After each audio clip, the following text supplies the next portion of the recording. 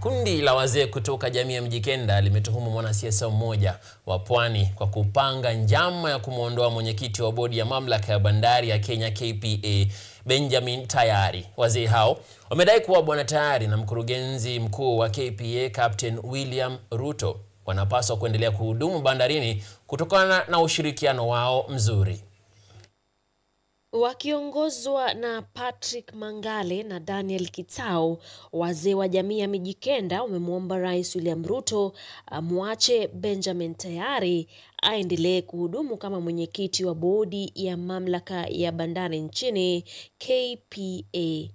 Tunajua wazi ya kwamba wako wanasiasa na kuna mwanasiasa anayemwandamana Benjamin Tayari kwamba aondolewe. Sisi tunasema huyo mwanasiasa na aende yeye, lakini sisi hatutaki bandari nini.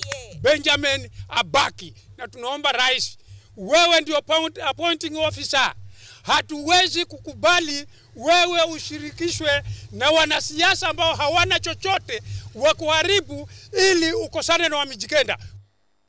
Kulingana na Mangale, mwanasiasa mwenye ushawishi kutoka eneo la Pwani anataka aliyekuwa mkurugenzi mkuu wa KPA achukue nafasi ya Bwana Tayari kama mwenyekiti wa bodi bila kujali matakwa ya wakazi wa eneo hilo.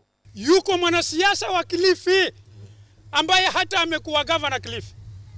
Yeye ndio anasukuma ya kwamba Benjamin aende aregeshe mtu anaitwa Mlewa. Na Mlewa alikuwa hapo na hakumaliza hata tamu mbili. Kwa makosa yake alitolewa. Sasa leo ni nini ambacho tunaweza kuzungumza kama mwanasiasa mkubwa kama huyu anaweza kwenda kusema huyu hafai na hasemi sababu za kutosha? Na hali Bi Mwaka Kibwana kwa upande wake alisema kuwa Bwana Tayari na Ruto wamefanikiwa kupambana na visa vya ufisadi ndani ya KPA na wameongeza tija ya taasisi hiyo, hivyo wanastahili kupewa nafasi ya kuendelea kuhudumu.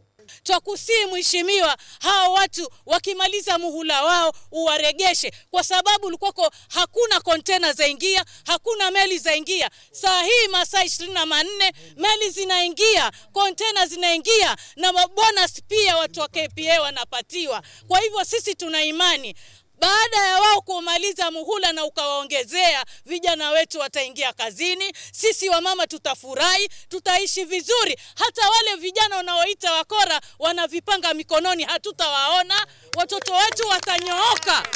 Sisi kina mama tuna uchungu.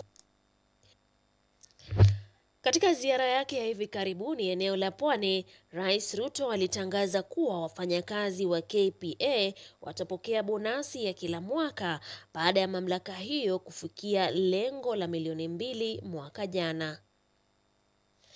Caroline Kimwele, KUTV.